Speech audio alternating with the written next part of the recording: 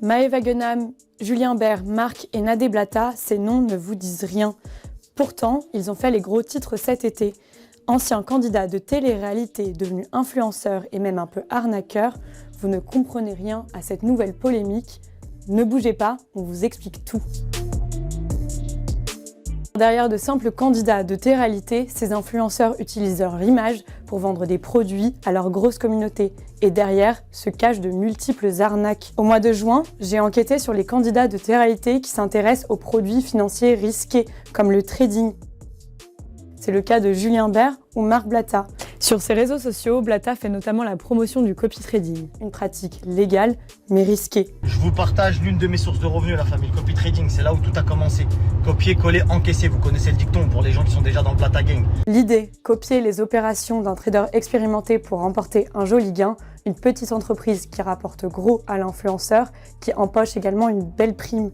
Seulement voilà, le service s'avère très accessible au jeune public via la plateforme Telegram. Pendant mon enquête, j'ai également voulu tenter l'expérience en me faisant passer pour une étudiante. Sur Telegram, j'ai pris contact avec la dénommée Léa, le compte qui s'occupe de tout et qui n'est autre que Nadé Blata, la compagne de Marc. C'est simple, c'est comme quand tu investis, tu sais, quand tu déposes ton argent en banque, eux ils tradent avec, ça veut dire qu'ils font des investissements et des placements avec cet argent, sauf que toi tu prends pas les bénéfices. Mais là en l'occurrence, toi tu vas investir un minimum de 500 €, c'est le minimum pour pouvoir gagner de l'argent. Plus tu investis, plus tu vas gagner de l'argent. Et en fait, nous on a un trader qui fait des placements sur des devises. Et en fait, il vous montre ses placements et vous faites exactement comme lui. Et lui, ça génère des bénéfices. Quand il place son argent, et vous faites pareil avec lui que lui. Et vous allez aussi générer des bénéfices. C'est comme ça que ça fonctionne. Donc en gros, il n'y a rien d'autre à faire que de suivre ce que lui, il fait. C'est du copier-coller pur. Tu n'as même pas besoin de comprendre. Prêter 500 €, il se transforme en 600, 700, 800 €, etc.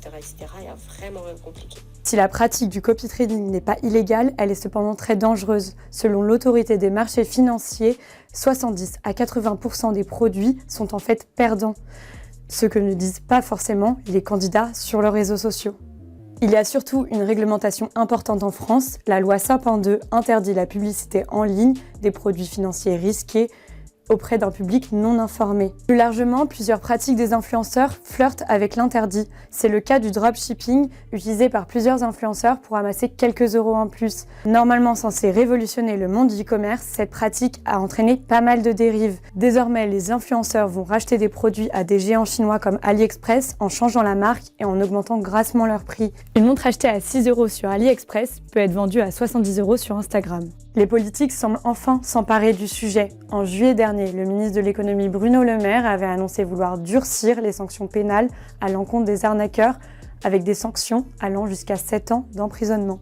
À voir comment à l'avenir le gouvernement l'adaptera aux réseaux sociaux, notamment Instagram qui pour le moment est très libre dans sa réglementation.